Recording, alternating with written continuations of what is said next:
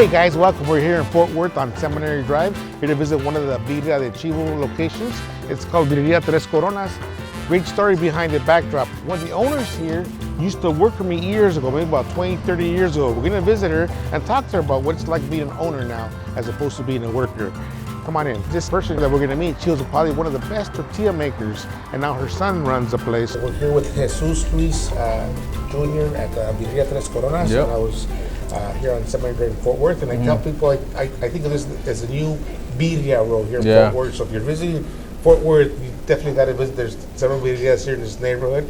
Try it out. There's also a place here that sells barbacoa, actually, which is a little different, but you know, along the same lines. And how long have you been here in business? Well, we're about to be two years in November. Time goes by fast. How did you get into the birria business? What's your story? Basically, my mom is from Jalpa, Zacatecas, and my dad is from Nochitlan, Zacatecas. He had his restaurant a few miles from here. My dad started teaching me how to cook, you know, la birria de chivo, something that you go every weekend, recién salidita, and that's where everybody would go in la mañanita. And that's funny. Your mom told me a story that you didn't want to work at the restaurant. Oh no, I didn't like cooking at all. You didn't like cooking. So why did you change your mind?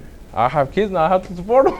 Nah, it comes to a point where I guess you just get used to it. I mean, back then I didn't like cooking at all, being in the heat, but I guess I like it now. You know, I'm here. I'm here every day. There's never a boring moment at a restaurant. There's always something new happening. Oh yeah. I was talking to your mom, and I think your mom had mentioned that she had worked for my dad years back, and I was asking her, how does it feel to go from employee to now, you know, being part of the ownership. And she was telling us a story that I thought was real funny, because I was aware of it happens that employees call off and they're lying. Oh yeah. And then she tells me that she used to do it, and then she did. I go, how do you feel now? She goes, I know they're lying to me. Because I did it. You back. So I'm sure that happens. Being in the restaurant, everybody thinks, oh wow, these guys are doing well, they're doing X, Y, Z, but there's stuff that people don't see that go on behind the scenes. And that's the stuff that, you know, that most restaurateurs, when they go into the business, say, oh, I don't know you got to do that. You got to do this. Hey, there's a water leak. You got to come at 3 in the morning. Oh, the sewer's backed up. Oh, everything. Somebody broke into their business. You got to go over there. Something always happens. There's always something happening. You grew up eating birria every day? I grew up eating every day. You know, I remember my dad and my mom, they used to make también food at their house. Y pues you would smell it, wake up, a big bowl of consomé y de chivo, y pues tortillas recién hechas, and vámonos. And you just get used to it. So you would sell food out of your house? Yeah, my parents would sell food out of the and people would come and visit? Years ago. And they would come visit.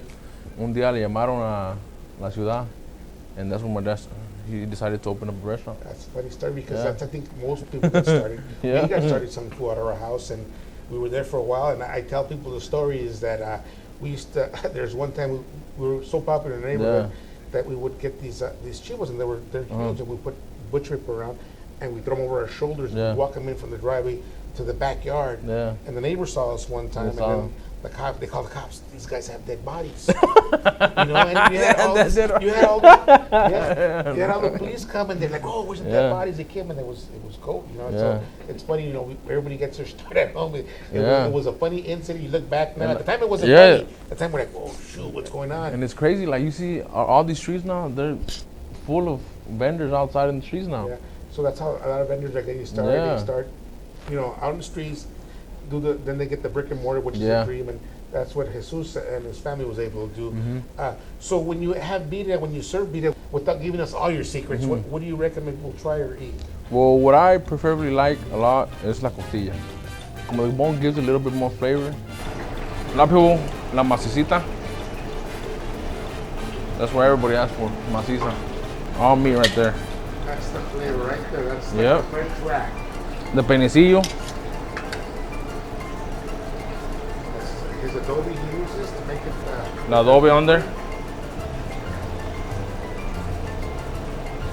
Y la costilla aquí, costilla. See the adobe sauce on it, right? It's the flavoring.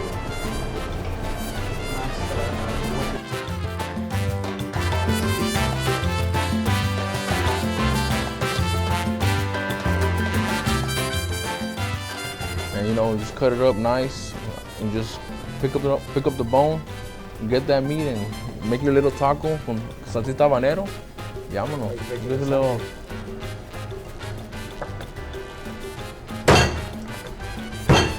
Puro huesito.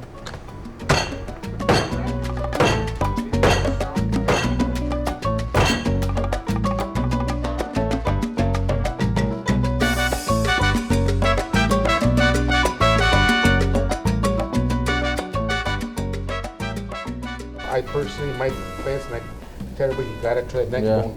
Unfortunately, people sometimes they ask for it. There's only one neck. Yeah, it's only one neck. There's only one neck. So people come and order, and there's no one having any neck for it. Well, it's because only one neck for every animal. Por Chivo. So what makes your birria different? Well, basically, like sometimes when you go to other restaurants, you can basically tell how they cook it because I was just like se deshace, and you know they cook it like in the actual broth. And us, we actually steam it the whole night.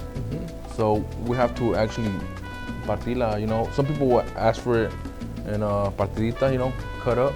But a lot of people, I like my big chunks of meat, you know. Basically, if the consomme is good, you know the birria is gonna be good. It's like a taco. You know, when you eat a taco, the meat can be good, but when you put salsa, it's a game changer. Yeah. Our specialty is la birria de chivo. But a lot of these new people, they want birria de res. And it's good, but we grew up eating birria de chivo.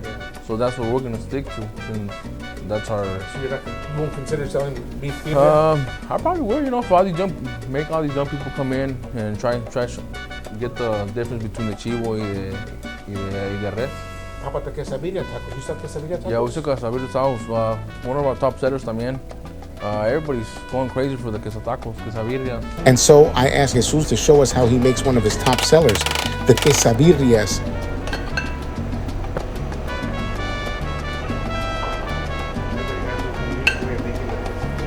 Yep.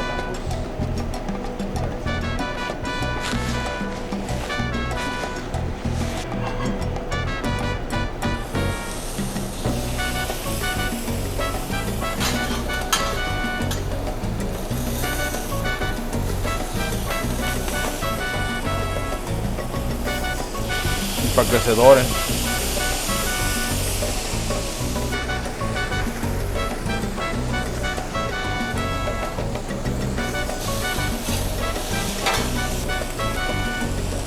A little bit more.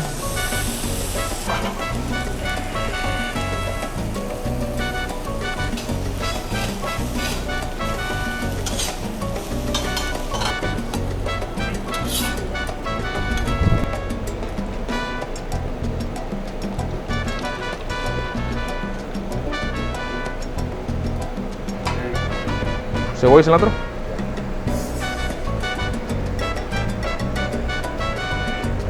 ¿Un limoncito?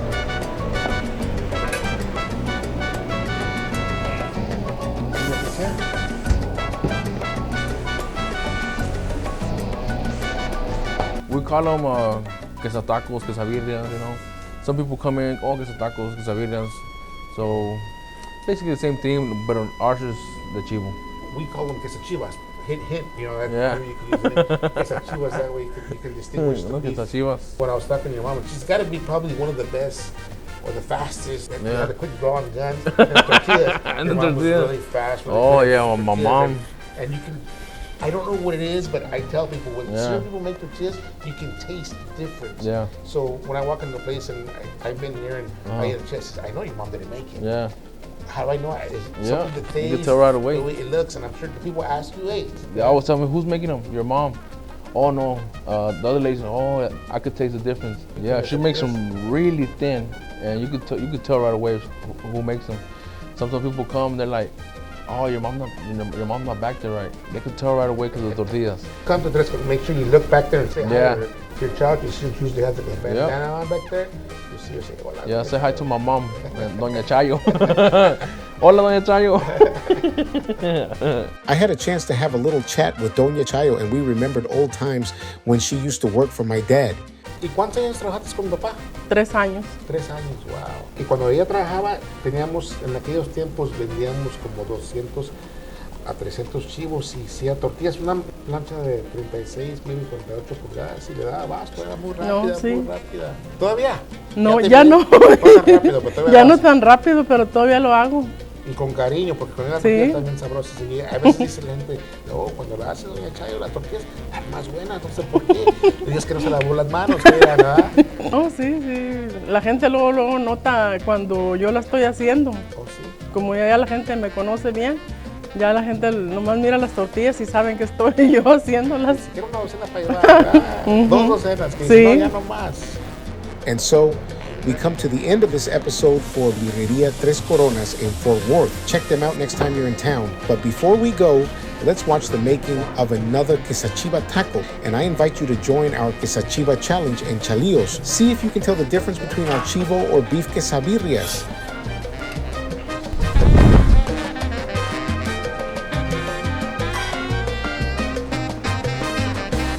Couple drops. Some people's favorite thing to do.